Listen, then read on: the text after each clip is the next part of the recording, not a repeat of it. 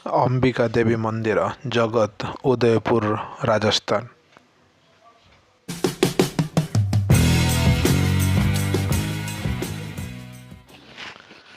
ଏହି ମନ୍ଦିରଟି ରାଜସ୍ଥାନର ଗୁଜ୍ଜର ଶାସକମାନେ ଖ୍ରୀଷ୍ଟାବ୍ଦ 961ରେ ନିର୍ମାଣ କରାଇଥିଲେ।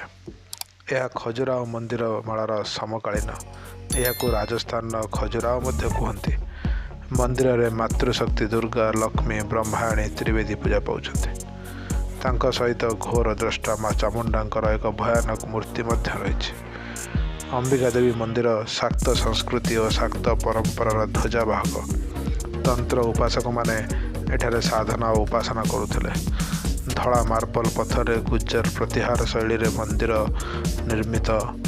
ଶାକ୍ତ ପର୍ବପର୍ବାଣି ଏଠି ମହା ସମାରୋହରେ ପାଳିତ ହୋଇଥାଏ। ଜୟ ମା ଅମ୍ବିକା ଦେବୀ, ଜୟ ଜଗନ୍ନାଥ।